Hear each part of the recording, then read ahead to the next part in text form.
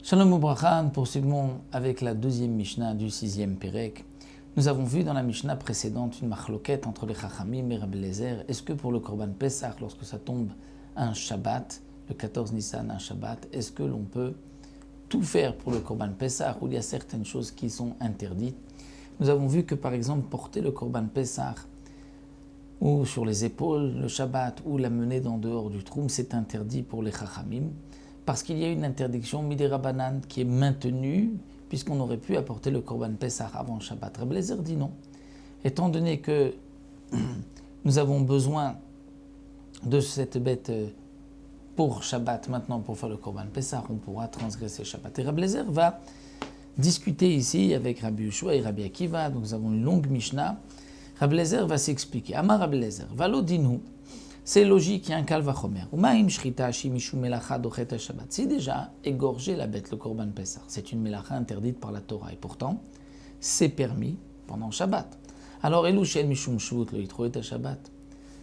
ces interdictions qui ne sont interdites que midei Rabbanan, porter la bête, la faire venir d'en dehors du troum, ce n'est que midei Rabbanan. Bien sûr que ce sera permis le Shabbat. Alors Rabbi Yehoshua lui dit non. Yom Tov Yochiar, je vais t'apporter une preuve de Yom Tov. J'ai dit Rubo Mishum Melacha, on a le droit de cuisiner Yom Tov. Mais pourtant, à Rubo Mishum Shvut, il y a certaines interdictions qui sont interdites midei Rabbanan, par exemple d'apporter des aliments d'en dehors du troum. Ça reste interdit Yom Tov, bien qu'on a le droit de cuisiner, de transgresser une interdiction qui est normalement minatora. Donc tu vois que ce n'est pas une preuve, c'est pas parce qu'on t'a permis la Melacha minatora qu'on te permettra tout. Amalo Rabbi Eliezer dit Mazé Yehoshua. Qu'est-ce que tu me rapportes là, Yehoshua, Rabbi Yehoshua? Maraya Reshut le mitzvah, quelle preuve tu m'apportes de Yom Tov qui est facultatif? Je ne suis pas obligé de manger cela, Yom Tov, alors que là, le Korban Pessah, c'est une mitzvah. Mais Rabbi Yehoshua, lui, pense que Yom Tov aussi, c'est une mitzvah, puisque Simchat Yom Tov, la joie de Yom Tov, et donc on peut comparer l'un à l'autre. Et chez Rabbi Akiva est venu apporter une preuve à Amar Haza'a Torchiar, j'apporte une preuve de la Haza'a, d'asperger les cendres de la vache rouge sur un homme impur pour qu'il puisse faire son Korban Pessah. Le 7e jour tombe le Shabbat, et si on ne le purifie pas maintenant, il ne pourra pas faire son Korban Pessah. Et bien pourtant, c'est une mitzvah. C'est une interdiction midei Rabbanan parce qu'on va arranger quelqu'un, on va le rendre pur, et ça ne repousse pas le Shabbat. Donc tu vois que les Chachamim ont maintenu leur interdiction, même s'il ne pourra pas faire le Korban Pessah. Égorger le Korban Pessah, on peut, mais préparer cet homme, dire le rendre pur pour qu'il fasse le Korban Pessah, ça reste interdit. Afata, mais allez, toi aussi ne t'étonne pas sur cela. Afalpi shen mitzvah avem shum shvut lo yitro et Shabbat. Même là, de porter la bête, l'amener dans dehors du troum, bien que c'est une mitzvah et que c'est une interdiction midei Rabbanan, bien ça ne repousse pas le Shabbat, comme on voit pour la Haza'a. Amalo Rabbi Eliezer dit, mais au contraire, allez à Nidan, sur la Haza'a elle-même, asperger les cendres de la vache rouge. Cet homme-là, je pose la question. Umaim shrita shim mishum melacha dochet Shabbat. Si la shrita, qui est une melacha minatora, et pourtant on a le droit de repousser le Shabbat pour égorger le Korban Pessah, alors Haza'a shim mishum shvut nadin shtret Shabbat, la Haza'a asperger les cendres de la vache rouge, qui n'est qu'une interdiction midei Rabbanan, ça devrait être aussi permis. Amalo Rabbi Akiva au chilouf, Rabbi Akiva dit non, ou alors le contraire.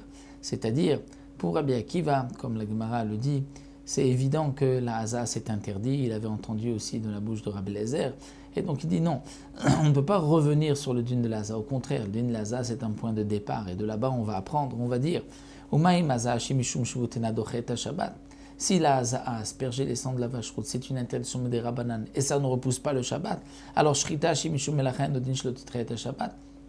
Alors dit Rabbi Akiva, c'est ainsi. Alors même la shrita du Korban Pessah va être interdite par cette logique de Kal Vachomer. On va dire si déjà asperger les cendres c'est interdit, alors que ce n'est que midei Rabbanan, à plus forte raison d'égorger la bête qui est minatora. Amarlo Rabbi Eliezer dit Akiva, je ne comprends pas ce que tu dis. Akarta mashkatu baTorah bemoado ben bechol beshabbat. Tu es en train d'arracher, d'annuler ce qui est marqué dans la Torah que ben bechol ben beshabbat, c'est-à-dire que on peut, comme un jour de semaine, comme un jour de Shabbat, bemoado en son temps, on fait le Korban Pessah, c'est sûr qu'on a le droit d'égorger la bête, le Korban Pessah. Amalo Rabbi, Aveli Moed Leilu, qui Moed Leshrita. Alors Rabbi Akiva lui dit, Rabbi, si c'est ainsi, apporte-moi un moment pour le Moed qui est marqué pour la Shrita, amène-le moi aussi pour porter la bête, et ce n'est pas marqué pour porter la bête Bemoado. Donc ce qui est marqué, on a le droit de le faire Shabbat, ce qui n'est pas marqué, on n'a pas le droit, même si ce n'est qu'une interdiction Midei Rabbanan. Et Rabbi Akiva termine en disant, Klal Amar Rabbi Akiva, voici la règle. Kol melacha she'efshar lasta merev Shabbat ena dochet Shabbat. Shrita she'efshar lasta merev Shabbat dochet Shabbat. Toute melacha que l'on pouvait faire avant Shabbat ne repoussera pas Shabbat. La shrita, on ne pouvait pas la faire avant Shabbat. Donc là, ça repousse Shabbat. Donc Rabbi Akiva vient rajouter sur Rabbi Eliezer et vient dire, ton Kal Vachomer ne tient pas la route parce que sinon on va même interdire la shrita. Et donc, c'est pour cela que Rabbi Akiva garde cette logique, c'est-à-dire tout ce qu'on pouvait faire avant Shabbat est interdit, ce qu'on ne pouvait pas faire avant Shabbat, comme la shrita, est permis. Nous nous arrêtons là à la fin de la deuxième Mishnah.